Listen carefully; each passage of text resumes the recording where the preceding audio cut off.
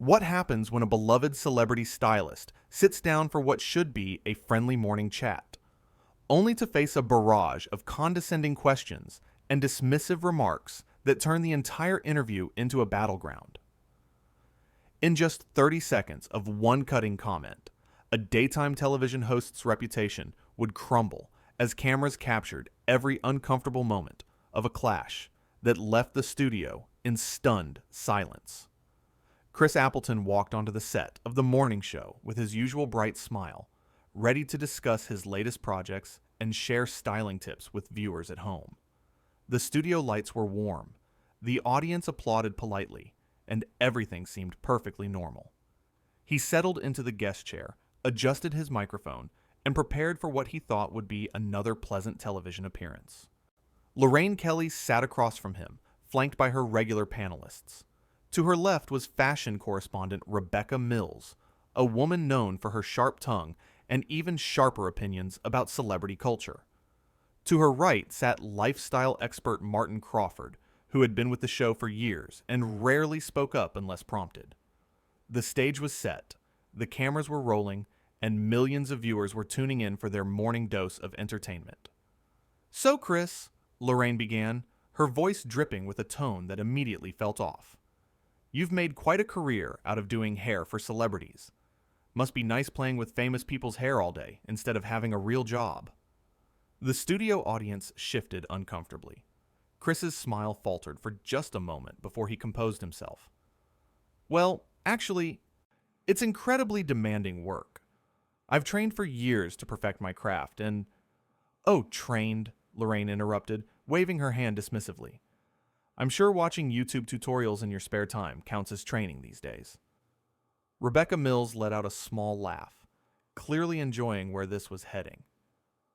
Martin Crawford looked down at his notes, visibly uncomfortable with the hostile tone his host was taking.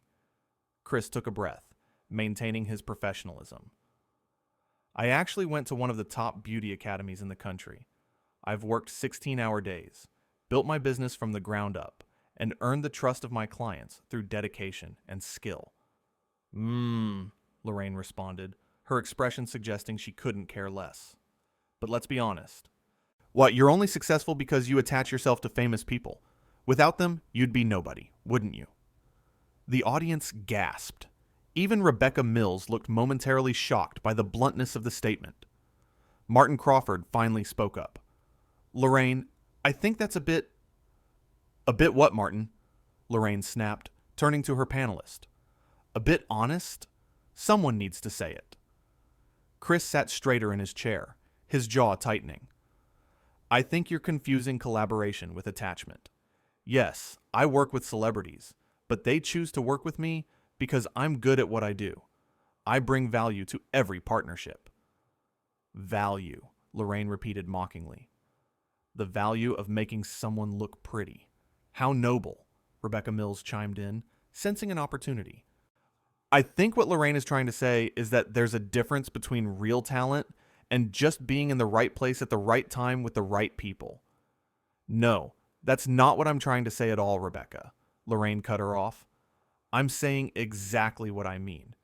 This industry is full of people who ride coattails, and I'm tired of pretending otherwise." Chris's face flushed red, but his voice remained steady.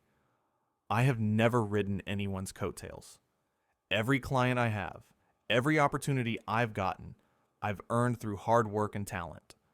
I don't need to defend my career to anyone, especially not to someone who clearly hasn't done their research." "Research?" Lorraine laughed, a harsh sound that echoed through the studio. "Oh, darling, I've done plenty of research.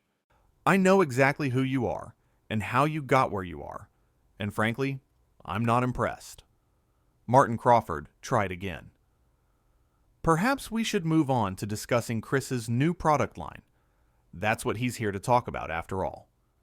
"His product line," Lorraine said, picking up a bottle from the table beside her. "You mean this overpriced nonsense that people only buy because your name is on it?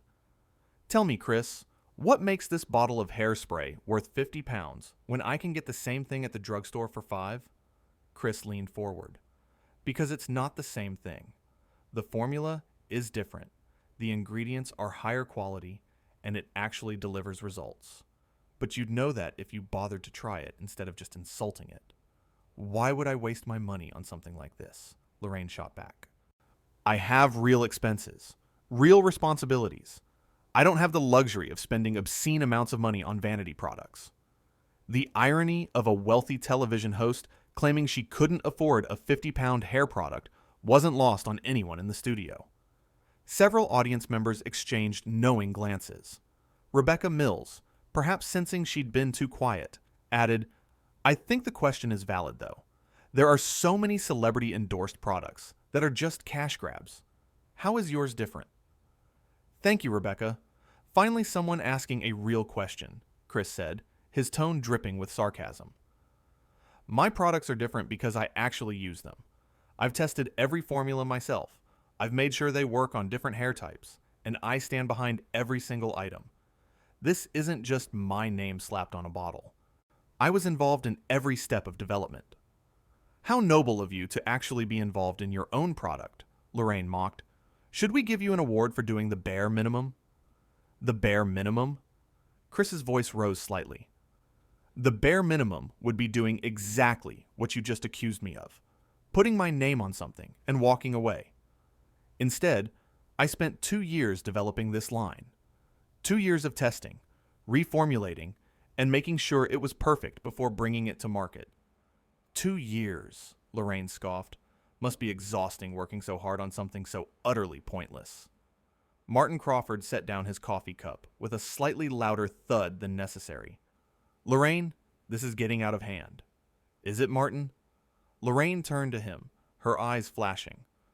Or am I just saying what everyone else is thinking?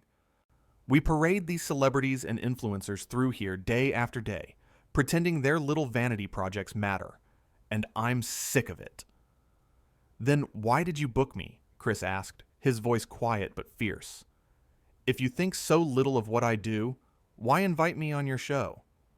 Because, Lorraine said, leaning back in her chair with a satisfied smile, someone needs to hold people like you accountable. Someone needs to point out that the emperor has no clothes. That's rich, Chris replied, coming from someone who's made an entire career out of interviewing the very people you claim to despise. Rebecca Mills jumped in again. I don't think Lorraine despises celebrities. She just values substance over style. Oh, please, Rebecca. Chris turned to her. Don't pretend you're any better. So you've spent the last 10 minutes sitting there, smirking and making little comments. If you have something to say it directly. Rebecca's face reddened. I'm just here to provide commentary. Commentary, Chris repeated. Is that what we're calling it? Because from where I'm sitting, it looks a lot like bullying. Bullying? Lorraine's voice went up an octave. You cannot be serious right now. You come on my show, you push your overpriced products, and when someone dares to question you, you cry bullying? I'm not crying anything, Chris said firmly. I'm pointing out that from the moment I sat down, you've done nothing but insult me, my work, and my career. That's not an interview. That's an ambush. If you can't handle tough questions, maybe you shouldn't be doing press, Lorraine countered. Tough questions? Chris laughed, but there was no humor in it. You haven't asked me a single tough question. You've just thrown insults disguised as commentary. There's a difference between being a journalist and being cruel. Martin Crawford nodded slightly, though he still didn't speak up loudly enough to really defend the guest. Cruel, Lorraine said slowly. That's an interesting word choice. Tell me, Chris, is it cruel to point out that you've built your entire brand on the backs of famous people who were already successful before they met you? Yes, actually, it is cruel, Chris responded, because it's also completely untrue. I've helped shape the images of some of the biggest names in entertainment. They come to me because I elevate their look, because I understand their vision, and because I deliver results. That's not riding coattails. That's being at the top of my field. The top of your field, Lorraine repeated mockingly. How impressive. The top of a field that contributes absolutely nothing meaningful to society. The studio went completely silent. Even Rebecca Mills looked uncomfortable now. The camera operators glanced at each other, unsure whether they should keep filming. Chris stood up slowly, removing his microphone. You know what, Lorraine? I came here today in good faith. I thought this would be a fun conversation about creativity, about building a business, about following your passion. Instead, I've been subjected to 15 minutes of insults and condescension. Oh, sit down, Lorraine said dismissively. Don't be so dramatic. Dramatic? Chris's voice was steady, but his hands were shaking slightly. You've called my work pointless, my success unearned, and my entire career meaningless. And you have the nerve to call me dramatic for refusing to sit here and take it? Martin Crawford finally found his voice. Maybe we should take a quick break. No, Chris said firmly. No break. I'm done here. You can't just walk off my show, Lorraine said, standing up as well. Do you have any idea how unprofessional that is? Unprofessional? Chris's voice rose. You want to talk about unprofessional? How about inviting a guest onto your show just to tear them down? How about spending an entire interview mocking someone's life work? How about treating another human being with basic respect? I've treated you exactly how you deserve to be treated, Lorraine shot back. And how is that? Chris challenged. Like I'm less than you? Like my career doesn't matter because it's not what you do? Like I'm somehow beneath you because I work in beauty instead of broadcasting? Rebecca Mills tried to interject. I think everyone just needs to calm down. Don't tell me to calm down, Rebecca, Chris said without looking at her. You've been part of this from the start. You both have. We're just doing our jobs, Rebecca protested weakly. Your job is to demean people? Chris asked. Your job is to make guests feel small. Because if that's the case, congratulations. You're both excellent at your jobs. Lorraine's face was now red with anger. How dare you come onto my show and speak to me this way? I've been in this industry for decades. I've interviewed presidents, prime ministers, award-winning actors. I don't need some hairstylist telling me how to do my job. Some hairstylist, Chris repeated quietly. There it is. That's what this is really about, isn't it? You think you're better than me because of what you do. You think my work is frivolous and meaningless, so that gives you the right to treat me however you want. I think people should know the truth, Lorraine said coldly. I think viewers deserve honesty, not just fawning praise for every celebrity who walks through that door. Honesty is one thing, Chris countered. Cruelty is another. You can ask hard questions without being cruel. You can challenge someone without insulting them. But you chose not to do that. You chose to attack me from the first question. Martin Crawford cleared his throat.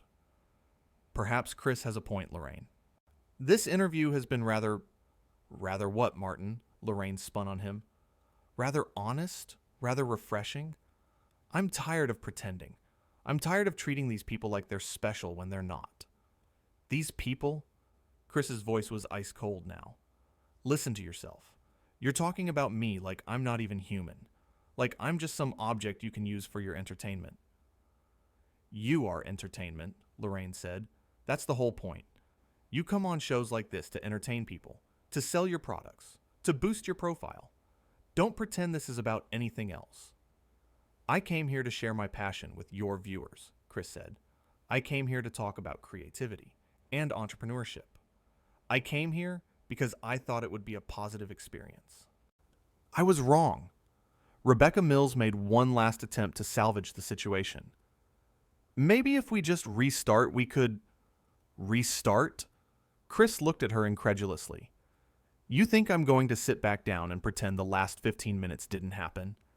You think I'm going to smile and act like everything is fine?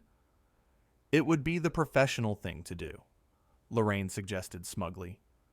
Chris laughed, a genuine laugh that held equal parts disbelief and frustration. The professional thing. You're going to lecture me about professionalism after what you've just done. I've done nothing wrong, Lorraine insisted. I've asked valid questions and made fair observations. Valid questions, Chris repeated, like asking me if I have a real job, Like suggesting I only watch YouTube tutorials? So like calling my products overpriced nonsense before I even had a chance to explain them? Those are your valid questions? They're questions your viewers want answered, Lorraine said defensively. No, Chris said firmly. They're questions you wanted to ask because you wanted to create drama. You wanted a moment. You wanted to tear someone down on camera because it makes good television. Well, congratulations. You got your moment. The audience sat in complete silence, eyes darting between Chris and Lorraine, like spectators at a tennis match. If you walk out of here, your career is finished, Lorraine threatened, her voice low. Chris paused, microphone still in hand. Is that supposed to scare me? You think you have that much power? And you think one morning show host can destroy everything I've built? I have more influence than you know, Lorraine said coldly. Maybe, Chris acknowledged. But I'd rather walk out of here with my dignity intact than sit here and let you continue to belittle me. My career will survive. I'm not so sure about your reputation. Martin Crawford spoke up again, more forcefully this time. Lorraine, perhaps we really should take that break. Stay out of this, Martin, Lorraine snapped.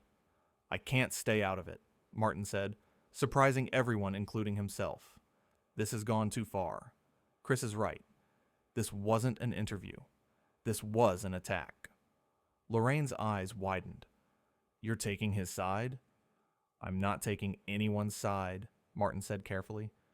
I'm just saying that maybe we could have handled this differently. Handled what differently? Lorraine demanded. All I did was ask questions. You know that's not true, Chris said quietly. You know exactly what you did here today. Rebecca Mills had gone completely silent, clearly realizing that the tide had turned and she was on the wrong side of it. I think, Chris said, setting his microphone down on the chair, that your viewers are smart enough to see what happened here. They don't need me to explain it. They watched the same interview I just lived through. You're making a huge mistake, Lorraine warned. The only mistake I made, Chris replied, was thinking you were someone worth talking to. I've met hundreds of interviewers over the years.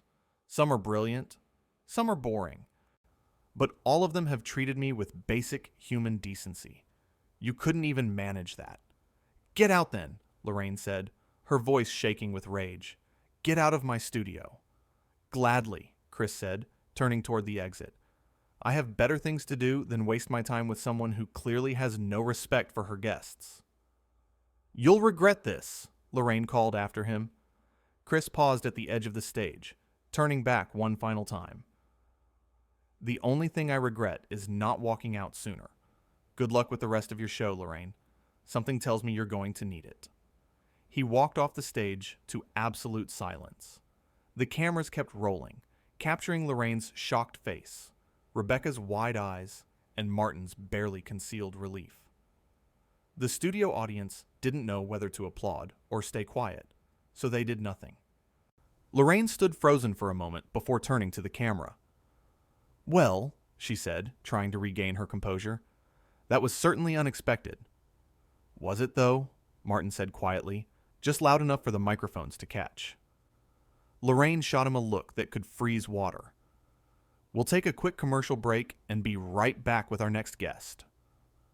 But the damage was done. The cameras had captured everything. The audience had seen it all. And somewhere in the building, Chris Appleton was walking out with his head held high, knowing he'd stood up for himself when it mattered most. Rebecca Mills fidgeted with her notes, clearly uncomfortable with the silence that had descended on the set during the commercial break. Martin Crawford sipped his coffee and avoided eye contact with Lorraine, who sat rigidly in her chair, her face a mask of barely controlled fury. When the camera started rolling again, Lorraine's fake smile didn't quite reach her eyes. The next guest was a cookbook author who had no idea what she was walking into, chatting cheerfully about recipes, while the host gave distracted responses, and the audience remained unusually quiet.